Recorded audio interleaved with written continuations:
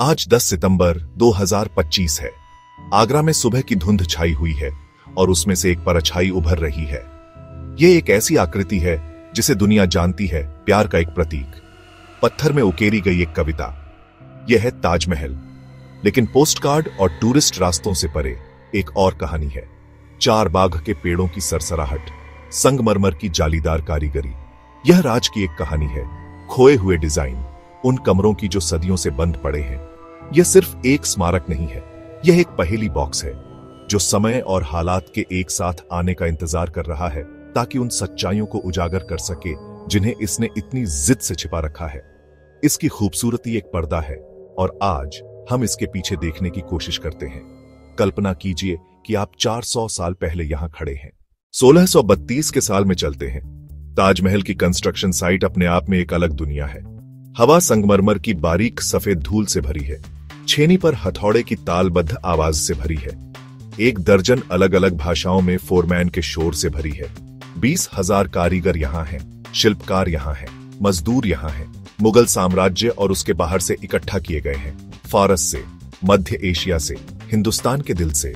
उस्ताद Ahmad Lahori, master architect. बेदाग सफेद संगमरमर अंदर से चमकता हुआ प्रतीत होता है। हजारों हाथियों द्वारा मकराना से ढोया जाता है।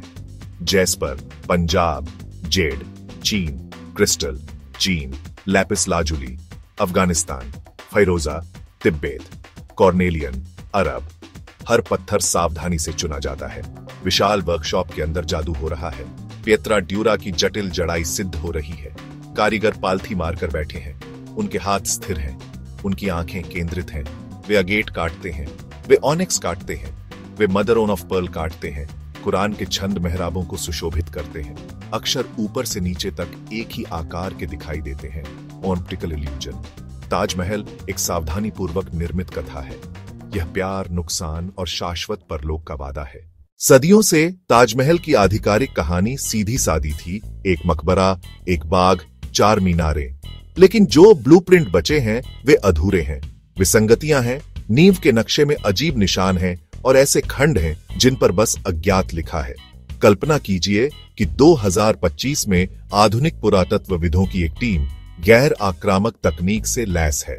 ग्राउंड पेनेट्रेटिंग रडार ताजमहल के नीचे जमीन में गहराई तक तरंगें भेजता है। उनकी स्क्रीन पर एक डिजिटल भूत आकार लेने लगता है।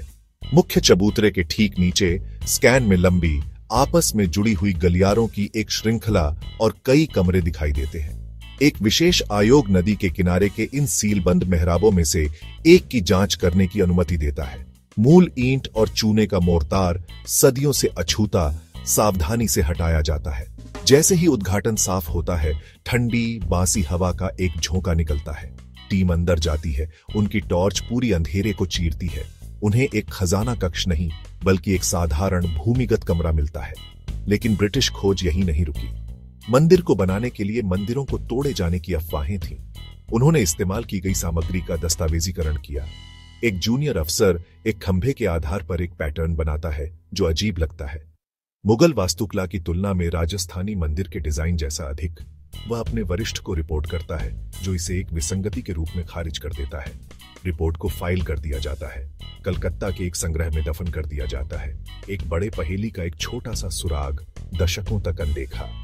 ताज के रहस्यों के साथ ये औपनिवेशिक मुलाकातें नैदानिक और अलग थलग थीं। यमुना नदी के उस पार एक अलग दृश्य।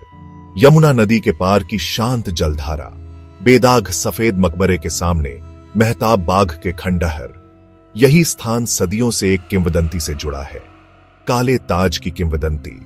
कहा जाता है कि शाहजहां ने अपने लिए एक दूसरा मकबरा बनवाने का इरादा किया था। वह मकबरा पहले वाले का दर्पण रूप होता, एक समरूप प्रतिरूप, और वह पूरा काले संगमरमर से होना था। दोनों मकबरों को एक पुल से जोड़ा जाना था। जीवन और मृत्यु एक प्रतीकात्मक जोड़, प्रकाश और छाया दूसरा जोड़ा। कहानी कहती है कि शाहजहां की महत्वाकांक्षा को उनके ही बेटे औरंगजेब ने रोका। उन्हें गद्दी से हटाकर आगरा के किले में कैद कर दिया गया।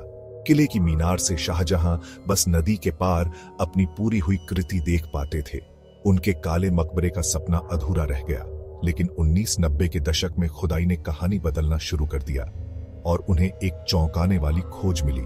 एक बड़ी अष्टकोणीय नींव यह नींव ताजमहल के साथ पूरी तरह संरेखित थी। आगे की खुदाई में जले हुए काले संगमरमर के टुकड़े मिले। ध्यान रहे, संगमरमर स्वभावत काला नहीं होता, यह सफेद था जिसे जला दिया गया था। मूनलाइट गार्डन सिर्फ एक बाग नहीं था, यह ताजमहल के दूसरे आधे के लिए इच्छित स्थल था। एक मूक प्रमाण, एक सपना जो लगभग साकार हुआ था। यह 1876 का साल है। लॉर्ड कर्जन, भारत के वायसराय, ने ताजमहल के संरक्षण में व्यक्तिगत रुचि ली है। यह उनके लिए ब्रिटिश साम्राज्य के मुकुट का गहना है। ब्रिटिश अधिकारी, इंजीनियर, विज्ञान और व्यवस्था के लोग स्मारक पर टूट पड़े। वे कवि या प्रेमी नहीं थे, वे सर्वेक्षक थे, वे कैटलॉगर थे। कल्पना कीजिए, रॉयल इंजीनियर्स का एक मेजर, अलेक्जेंडर कनिंगम, वह परिसर के कम यात्रा वाले हिस्सों की खोज कर रहे हैं। नदी के किनारे के अग्रभाग पर वह मेहराबों की एक श्रृंखला पर ध्यान देते हैं जिन्हें ईंटों से बंद कर दिया गया है। वह ईंटों पर टैप करते हैं। पीछे से खोखली आवाज आती है। कुछ ईंटों को ढीला करते हुए वह अंधेरे में झांकते हैं। वह एक खजाना कक्ष नहीं, बल्कि एक साधारण भूमिगत कमरा देखते हैं। वह उन्हें अपने सर्वेक्षण में नोट करते हैं। उन्हें तहखाने या बेसमेंट रूम के रूप में वर्णित करते हैं। उनका उपयोग शायद भंडारण के लिए या गर्मियों के दौरान ठंडे रहने के लिए इस्तेमाल होता था। एक जूनियर अफसर एक खंभे के आधार पर एक पैटर्न बनाता है जो अजीब लगता है। वह अपने वरिष्ठ को रिपोर्ट करता है, जो इसे एक विसंगति के रूप में खारिज कर देता है। रिपोर्ट को फाइल कर दिया जाता है, कलकत्ता के एक संग्रह में दफन कर दिया जाता है। ताज के रहस्यों के साथ ये औपनिवेशिक मुलाकातें नैदानिक और अलग थलग थीं। वे इन्वेंट्री ले रहे थे, एक कलाकार की नजर से नहीं, बल्कि एक लेखाकार की सटीकता से। ब्रिटिशों ने सिर्फ पत्थरों को मापने से ज्यादा किया, उन्होंने हर चीज को सूचीबद्ध किया। कल्पना कीजिए, ताज के गेस्ट हाउस में अस्थायी कार्यालय स्थापित किया गया है। मेजें साइट से मिली कलाकृतियों से भरी हुई हैं। मिट्टी के बर्तनों के टुकड़े, संगमरमर की टूटे टुकड़े, मूल निर्माताओं द्वारा छोड़े गए जंग लगे लोहे के औजार। एक अधिकारी मेज पर, आवर्धक कांच, वही अधिकारी कलम से लिख रहा है, टैग लगा रहा है। वह एक इन्वेंट्री बना रहा है। आइटम नंबर 2, 147, नीले लैपिस लाजुली का टुकड़ा, पंखुड़ी जैसा। आइटम नंबर 248, एक चांदी का सिक्का, अकबर के शासनकाल का, नींव के पास मिला। यह प्रक्रिया हमेशा सम्मानजनक नहीं थी। राज के शुरुआती दिनों में बहुत लूटपाट हुई। कुछ अधिकारी और उनकी पत्नियां पिकनिक पर हथौड़े और छेनी भी लाते थे, पर यह साझेदारी से नहीं, स्वामित्व की भावना से प्रेरित एक हिसाब था। कलाकृतियों को भारत की जीवित विरासत का हिस्सा नहीं देखा गया, बल्कि एक गिरे हुए साम्राज्य की जिज्ञासाओं के रूप में। इस युग में आसपास के मिथकों का भी खंडन हुआ। ब्रिटिश स्थानीय कहानियों पर संदेह करते थे। उन्होंने कारीगरों के हाथ काटने के खातों पर सवाल उठाया। कोई ऐतिहासिक रिकॉर्ड नहीं मिला। प्रसिद्ध ठोस चांदी के द्वार और मोती की चंदवा, लिखित खाते मिले, पर कोई भौतिक निशान नहीं। तथ्यों की तलाश में उन्होंने कुछ जादू को हटा दिया। इतिहास का ठंडा, कठोर और कभी कभी अधूरा संस्करण आया। वे एक शरीर का दस्तावेजीकरण कर रहे थे, लेकिन उसकी आत्मा में कोई दिलचस्पी नहीं थी। फिर भी अपने तरीके से उन्होंने सच्चाई के एक संस्करण को संरक्षित किया। ताज के वृत्तांत को नियंत्रित करने के ब्रिटिश प्रयास ने अनजाने में भविष्य की पीढ़ियों के लिए सुरागों की एक लाइब्रेरी बनाई। हम 2025 में लौटते हैं। ताजमहल अब किसी सम्राट का निजी स्मारक या औपनिवेशिक संपत्ति नहीं है। यह एक यूनेस्को विश्व धरोहर स्थल है, एक वैश्विक प्रतीक है जो मानवता का है। हर दिन हजारों लोग इसके दरवाजे से गुजरते हैं। उनके चेहरे विस्मय और आश्चर्य के मिश्रण को दर्शाते हैं।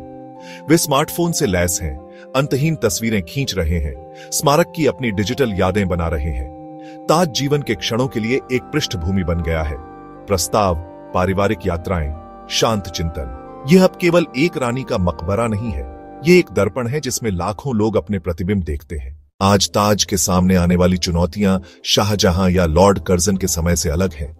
दुश्मन कोई हमलावर सेना या प्रतिद्वंद्वी राजा नहीं है, बल्कि कुछ और कपटी है, प्रदूषण। बेदाग सफेद संगमरमर का पीला पड़ना एक निरंतर लड़ाई है। भारतीय पुरातत्व सर्वेक्षण के संरक्षणवादियों की टीमें अथक रूप से काम करती हैं। वे मिट्टी के पैक को लगाते और हटाते हैं। मिट्टी के पैक, एक पारंपरिक तकनीक। प्रौद्योगिकी नए रहस्यों को खोलना जारी रखती है। 3 डायमेंशनल लेजर स्कैनिंग ने ताज की एक सटीक डिजिटल प्रतिकृति बनाई है। जिससे विद्वानों को वास्तविक संरचना को छुए बिना इसके हर इंच का अध्ययन करने की अनुमति मिलती है। भूकंप के प्रभावों को अनुकरण करने, संरचनात्मक तनाव का विश्लेषण करने, ड्रोन गुंबद के ऊपर उड़ते हैं, क्षति के लिए मुकुट का निरीक्षण करते हैं। हमारी सभी तकनीक और ज्ञान के बावजूद ताज में रहस्यमय करने की अपनी शक्ति बनी हुई है। सीलबंद कमरे जनता के लिए सीलबंद रहते हैं। इसके निर्माण की पूरी कहानी अभी भी बहस का विषय है, और इससे पहले यहां क्या था अभी भी बहस का विषय है। स्मारक में अपने रहस्यों को पकड़ने का एक तरीका है, उन्हें धीरे धीरे एक पीढ़ी में एक बार प्रकट करना। यह सिर्फ इसलिए एक जीवंत स्मारक नहीं है क्योंकि इसे देखा जाता है, बल्कि इसीलिए भी कि इसकी कहानी अभी भी सामने आ रही है। तो ताजमहल की अंतिम सच्चाई क्या है? जवाब यह है कि कोई एक नहीं है। स्मारक एक स्थिर तथ्य नहीं है, बल्कि एक गतिशील कहानी है जिसे लगातार फिर से लिखा जा रहा है। अतीत, वर्तमान, भविष्य। बादशाह ने इसे शाश्वत प्रेम के प्रमाण के रूप में बनवाया था। अंग्रेजों ने इसे अपने साम्राज्य की एक ट्रॉफी के रूप में दर्ज किया। हम आज इसे विश्व विरासत के खजाने के रूप में संरक्षित करते हैं।